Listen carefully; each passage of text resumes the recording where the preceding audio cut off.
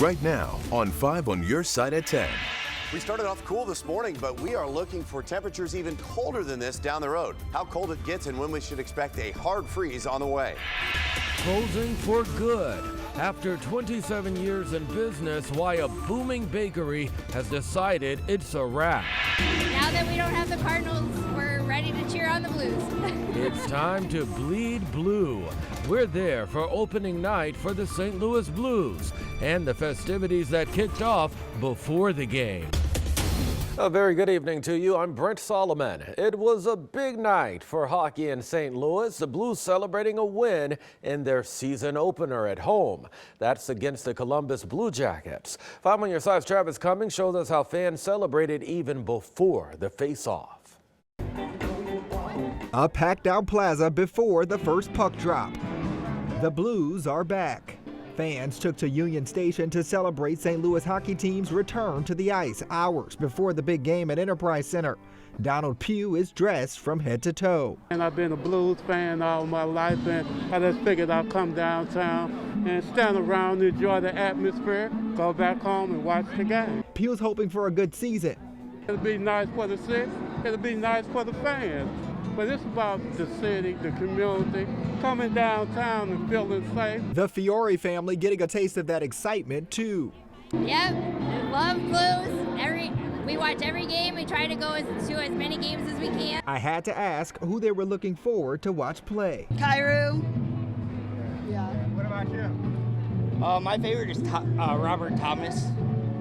What about you? Who's your favorite? You know, I gotta echo what you said. Jordan Kyrou might be one of the most electrifying players in the NHL. So fun to watch. Well, thousands of fans will pile into the Enterprise Center for tonight's big opener and for the rest of the season. But events like this one allows everyone to be a part of the Blues experience. The St. Louis Blues and Union Station partnered to host the 2022 opening night rally. A lineup of live entertainment, food, fun, and family. So we want to provide a full-service experience for the fans, let them experience the Blues game if they're not able to. Setting the stage so that everybody scores. If they didn't have this, we don't have tickets for the game, so this is how we can support them being down here. Travis Cummings, 5 on your side. And fans who weren't able to catch the big game at Enterprise tonight were able to watch it from the big screen at Union Station. Sports director Frank Cusimano will have highlights later in sports. We'll get ready for cooler weather as temperatures continue to drop overnight. Meteorologist Gary Frank is in for Jim Castillo. Gary, what can we expect for the rest of the weekend? Well, it shouldn't surprise you that it's going to be dry, right, Brent? It's been dry for almost every single day, minus just a couple. But I'll tell you what, it has been an excellent weekend. And looking at this camera in the afternoon and evening, it was very busy. We had a lot of kids, a lot of families enjoying. You're going to have the same thing tomorrow. There is no issue whatsoever. And one thing that you notice is it's relatively calm. It will stay that way. We have rain off to the southwest, unfortunately or fortunately, depending on what your plans are. Even severe weather to the south, and then we go to the north. That's fall for you. We see that colder air settling in. A little bit of snow in the UP. Obviously, we're not involved in any of that. We're sandwiched right in between those two air masses. That puts us at 60. Our average high, well, it's 70. We're at 68 today, so it is dry outside, and we're not going to drop all that much. Now, we will see a nice finish to the weekend. It does remain dry, as I mentioned, but it's a lot colder. That's what we're going to be expecting here in the overnight hours. Not cold just yet. Enjoy the overnight one more time. Maybe leave those windows open before we turn the furnace back on. How cold it gets and when we're going to see that hard freeze on the way, Brent. All right, we'll see you then. Developing tonight, St. Louis police are investigating after someone shot and killed a man in South City. This happened about 2 hours ago at Cherokee Street and Oregon Avenue. Officers say the 30-year-old victim was shot several times. He was pronounced dead at the scene. No suspect information at this time. Tonight, police have identified the woman killed after a piece of metal crashed through her windshield. 81-year-old Kathleen Bailey of Belleville was driving west on I-64 Tuesday. That's when she crashed into a concrete pillar near South Vandeventer. Police aren't sure where that metal came from. Witnesses saw Bailey hit the concrete barrier. Well, today folks came out to Hyde Park to clean up the neighborhood. This was in North City. It's part of the Clean Up, Build Up initiative hosted by the Regional Business Council to help revitalize communities. Volunteers worked on 40 properties, clearing out lots and tearing down buildings. We spoke with an Urban League official who explains why this is so important. We want to improve the neighborhood, which will bring down crime, which will bring back neighborhood cohesiveness, which is what's needed in the St. Louis metropolitan area right now like never before. Mayor Tashara Jones showed up. She tells us this also gave them the opportunity to bring City Hall straight to the community, allowing people to access city resources from their own backyards. Today, St. Louis leaders coming together for a discussion about reparations. Local organizations hosted a community reparations block party and teach-in. Over the past year, many local groups have called for a reparations commission in the city. Today, St. Louis Mayor Jones says she will soon sign an executive order to do just that. So I'm focused. I'm going to tell you again, I am focused on righting historic wrongs and dismantling systems that have held entire portions of our city behind and neglected for decades. And I look forward to being in community. The mayor did not say when she would sign the executive order. The next step would be for people to apply to become part of that inaugural commission. Well, a popular bakery in St. Louis's Dogtown neighborhood is closing its doors. For almost 3 decades, people have enjoyed sweet treats at Sugary Baking Company. Like many locally owned businesses, the bakery had to get through the pandemic and then staffing shortages. We spoke with one of the owners who shares what she'll miss most.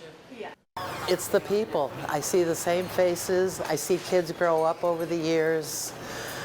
I'm going to miss that, and I'm also going to miss all my restaurant people. The bakery will close on December 30th. It will carry its wholesale operations to its partners next year until the business is sold. Well, it got a little spooky at the Gateway Arch tonight. Just a few minutes ago, the Arch wrapped up its big Frights and Heights event. Families and children got to enjoy a trick-or-tram ride to the top of the Arch. There was face painting, a costume party, live music, and a whole lot more. That event started back in 2019, but it actually had to go on a little hiatus due to the pandemic. St. Louis, are you ready to light the night? Shining a light on cancer awareness. Thousands of walkers lighting up the night sky to honor those affected. A big step forward for student debt relief. The loan forgiveness website that's now up and running. Before the $10,000 forgiveness, I was looking at $26,000. What you need to know if you plan to apply. Well, we're looking at this colder air settling in, but what that means for the start of the weekend when it really feels even like the tail end of fall ahead. Tonight, thousands of walkers came to Forest Park in memory of those affected by leukemia and lymphoma. It's called the Light the Night Walk. Participants walked along a 1-mile route on Cricket Field carrying illuminated lanterns. White for survivors, red for supporters, and gold in memory of a loved one. The money raised helps support research and patient services. Well, October is Breast Cancer Awareness Month, and a fashion show to raise awareness just wrapped up. Let's show you the scene now in East St. Louis. The event was called Real Men Wear Pink. Mayor Robert Easton III hosted it, a group of men showing up in their stylish pink fashions in an effort to help raise awareness for breast cancer. The mayor decided to launch this initiative because of the passing of his wife and his grandmother. Out of the many charitable things he does, it's one that's really near and dear to his heart. All proceeds raised tonight will go directly to the American Cancer Society. Temperatures right now still holding steady in the 60-degree range. So will it bottom out overnight and when that really cold air arrives ahead?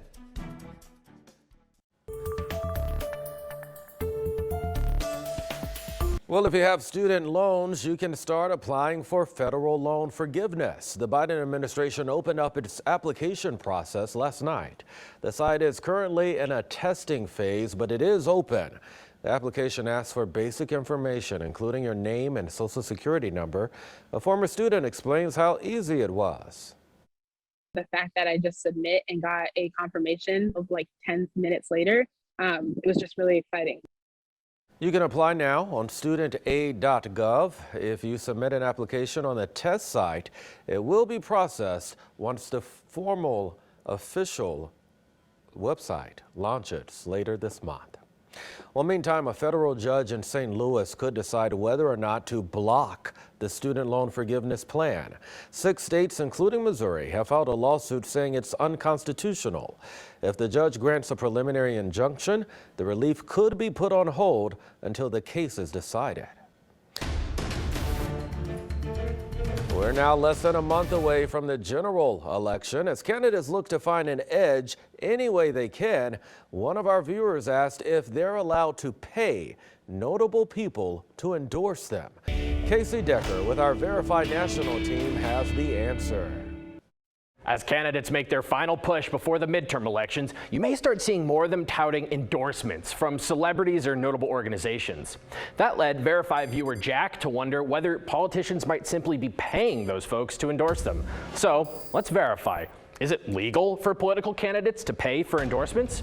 Our sources are the Federal Election Commission and the Federal Election Campaign Act.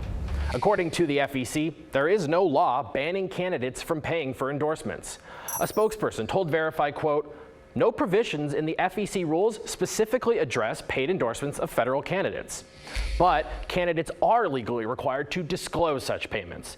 The Federal Election Campaign Act requires campaigns for federal office to file regular reports on where their money comes from and where it goes. That report has to include the name and address of any person to whom an expenditure in excess of $200 is made, together with the date, amount, and purpose of such expenditure. So paying for an endorsement isn't illegal, but trying to hide that payment could get you in trouble. A notable example, a former Iowa state senator named Kent Sorensen. According to court records in 2012, he took money in exchange for endorsements for Republican candidates for president. He was charged with willfully causing false expenditure reports and obstruction of justice. He pleaded guilty and received a 15-month prison sentence. But it was for the cover-up, not the payments themselves. So we can verify, yes, it is legal for federal candidates to pay for endorsements, but they are legally required to disclose those payments. With your Verify, I'm Casey Decker. There has to be something you might want us to verify. If so, reach out to us at verify@ksdk.com. Let's go ahead and get a closer look at the weather forecast. I'll tell you what, Gary, those temperatures are dropping even as we speak tonight. Yeah, and you know what? It's not going to bottom out tonight as much as it is over the next couple of days, but we were discussing earlier how great it feels to being out in the fall, especially when you look at pictures like this, right, Brent? Just around town, the leaves are starting to change. This is in Gray Summit. This is from yesterday, and you start to see that mix of green where not all the leaves are changing, but start to see more of those yellows and oranges. And as we look at this was shared from Karen on our 5 on Your Side Weather Watchers Facebook page. So thank you so much. If you want to submit your photos, we want to keep a close eye on what's going on, whether it be frost or freeze throughout the rest of this week, or an update on the fall foliage. And this is updated last on October 10th. The fall color update has us right now in the moderate color, but I have a pretty sneaking suspicion based on just looking around town, we're going to get more high color. And within the next 10 days, I expect us to be closer to that peak color before everything starts to turn brown and then the wind blows it away. And the wind certainly blew it away the last couple of days. We had those gusts upwards of 40 miles an hour. Lows this morning got down to around 33. That's the other fall feel when we can't quite open up the windows. Maybe you're still in between where it warms up in the afternoon, so you can open them, but still we had some areas with frost and freeze again, but it's going to be much colder than that over the next couple of days. Right now, the airport is not a spot that has dropped below 40 so far this year, and that's what we're going to be looking at. Right now, it's at 60, so it's a big difference. We're stuck in between a really cold air mass and a really warm one, so we're just kind of in limbo, which really is not all that bad. In fact, overnight, we're only going to drop to around 50 in Lambert, but other spots in the low 40s. So it will be an improvement. You can open up those windows, but the cold is coming. And the last time we had our high was less than 50 degrees was 190 days days ago. It was the first part of April. So that is the last time we saw temperatures that cold. Here's where that really cold air mass finally wins, mid-30s in the UP. And really, I mean, look at this start to come down by tomorrow afternoon. And as it settles in, it's going to be with us Monday, Tuesday, and then I think our coldest mornings are going to be probably Wednesday morning. But the first day that I think that you need to worry about a hard freeze like Rolla, Herman, temps in the low to mid-20s will be Tuesday morning. Even in Lambert, like I mentioned, has been running warmer. 40 is the low so far. It will be between 30 and 32 at Lambert for a couple of days in a row. It's cold. Be prepared for a hard freeze. Temperatures at 66 tomorrow, 39 overnight, and then we're at 31 Tuesday morning, and then we're going to continue to see temps on the colder side again for the first part of Wednesday.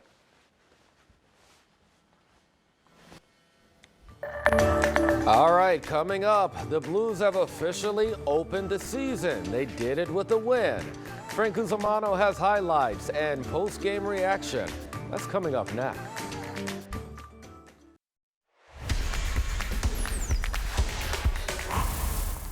The Blues opened their season tonight, and they did it with a nostalgic touch. They announced their Hall of Fame class of 2023. The 10 who've had their numbers retired are already in. Tonight going in, Glenn Hall, Red Berenson, Gary Unger, and Scotty Bowman, all legends. Shoot the puck, 2-0 note. He had 2 goals tonight. But in a span of 18 seconds, Columbus scores twice. Sean Corrali beats both Jordans, Kyrou and Binnington, and we are tied at 2. Then the Blues scored 2 in 20 seconds in the third period. First, Ivan Barbashev, and later, a gorgeous goal from Jake Neighbors. And the Blues win it 5-2. Kind of a hard-working play by my line mates and obviously by Bertuzzo there on the wall, and just poked the puck in the middle. I tried to turn to the middle and put the puck on net. I never really had control of it, and kind of until the last second I saw the goalie had stumbled and just tried to put a shot on net. So. Illinois coach Brett Bielema should just buy a lottery ticket. He's having a great week. He gets the Illini rank for the first time since Moby Dick was a guppy. And today he wins his 6th game of the season. They won 5 all of last season. They are bowl eligible in mid-October. Now, we are not blowing smoke at you, folks. They're for real. Early first, the Stallion, Tommy DeVito, tosses to the straw that stirs the drink. Chase Brown, 40 yards for the touchdown. Brown also ran for 180. He went over 1,000 for the season today. He leads the country in that stat.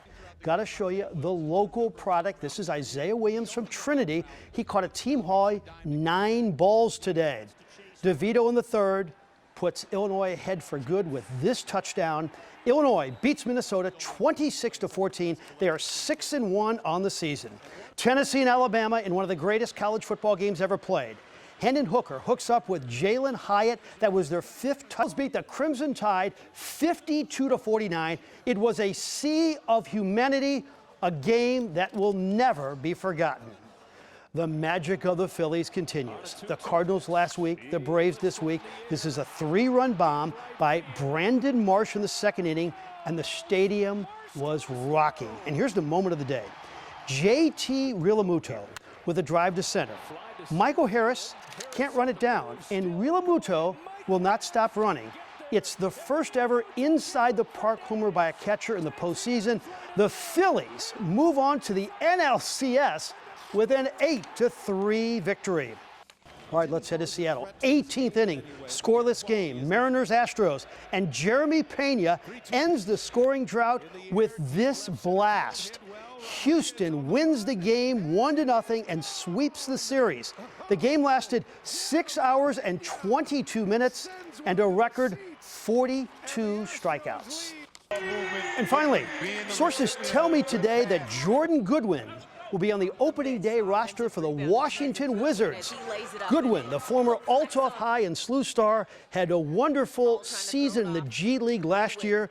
He actually got a 10-day contract at the end of the year. Remember, the NBA minimum salary is $1 million. So we can say that Jordan is now moving into Your tax bracket. There, and yours too, right? Yeah, sure. Congratulations to him. That's awesome. All right, so Gary, we're gonna have to turn on the heater at some point soon. I've got to be honest with you. I've already turned it on. I've already turned it on, and it's sparing. But I don't live in the city, so I get a little colder. We got to keep those horses on the warm side. I got you. You know us, but if you have not done so just yet, I think you're going to be doing so maybe Tuesday and Wednesday morning specifically. It will not be as cold tonight. You can keep the windows open. We might even. I'm thinking about rolling the windows down on the way home tonight. That's how nice it's going to be. It's not going to be all that cool, but Monday morning, Tuesday morning, Wednesday morning. Different story, different sets of layers. That's what we're going to be dealing with. But, next weekend we're still fine and we're still dry, to be honest with you. So that's going to be the big story for us, is how we continue to see this drought all the way next week. But, Frank, I know you're ready to get dialed in on that tea time. I mean, that's Yes, but a little cold weather doesn't bother me. No, it doesn't. I'll play golf all year round. I'm with you 100%. Yeah. Once If it you gets love below 40 and the wind's blowing, that's the threshold. Yeah, I love it. Thank you for that, Gary. Yeah. Thank you for joining us. That's all of our time at 10, but Saturday Night Live is next. Join us for Today in St. Louis tomorrow at 6 a.m. Have a good night.